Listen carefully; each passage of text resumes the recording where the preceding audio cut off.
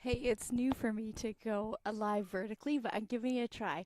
So I thought I would chat about what happens if you have a very short amount of practice. For me, it often happens in between students, and I might have 5 minutes or 10 minutes to practice before I leap into teaching again or before I'm out with my own kids. So something that I love to do is do something that brings joy and something that's creative, but then also target one spot that I can move forward. So today I was realizing I was looking at this score and there's a tiny 8 at the bottom of the bass clef, and that means to go an octave lower, like this.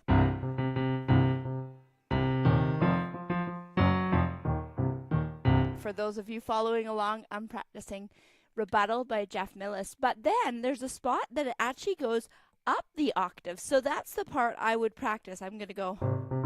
So then it comes up here. Actually, it goes here.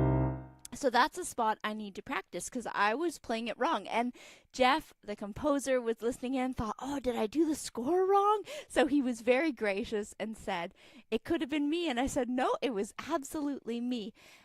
So this one, I'll work really slow. The other thing I'd missed is I had done the tied note like this. And then delayed the C going in. So if I just had a short amount of practice, I would work to fix a couple of problems, and I'd scan the score and think, is there one measure that's giving me problems that I could move forward that little bit? So I'll fix that, and then there's the percussive section that I've been working on, and it's like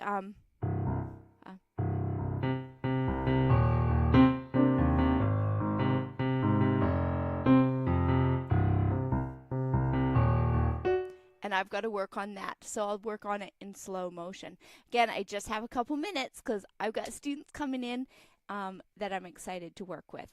So here we go. So we want to make sure this octave shift works. We've got slow motion, and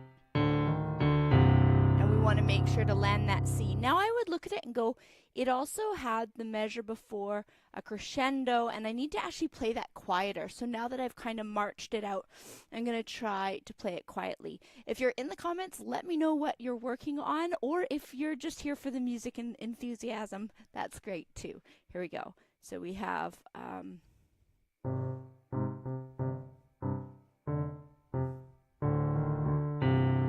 both at the same time. Then we're going to go shift up the octave.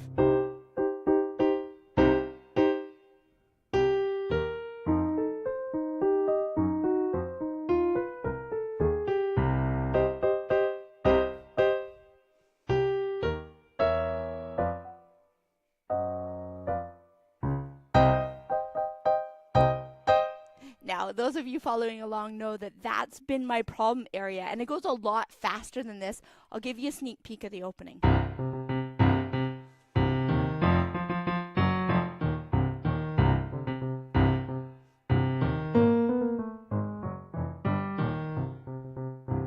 It's such a cool piece.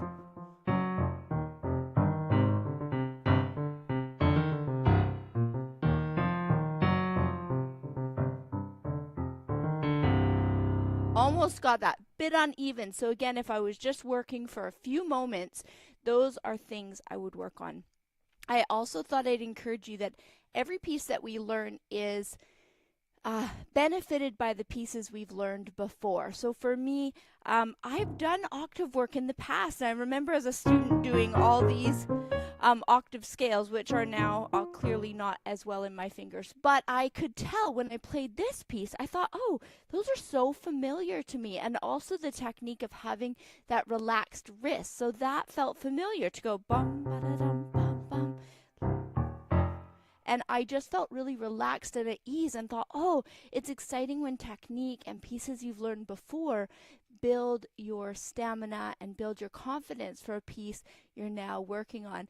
Yay! So composer Jeff Millis is here. And Jeff, we're fixing stuff today.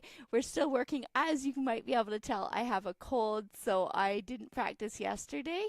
And hello to, thanks for popping into the live stream today as well. I'd love to hear if you're a pianist.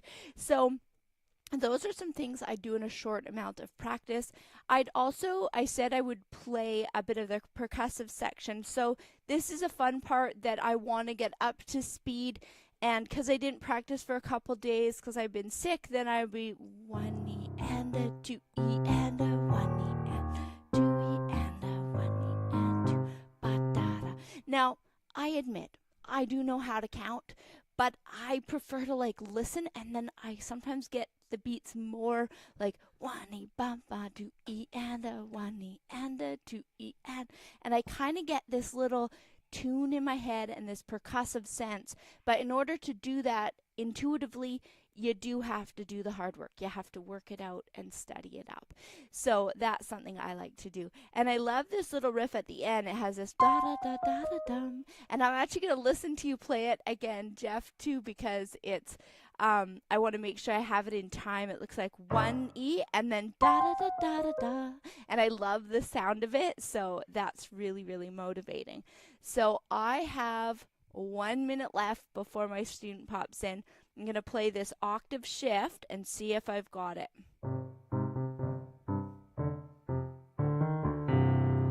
Then up.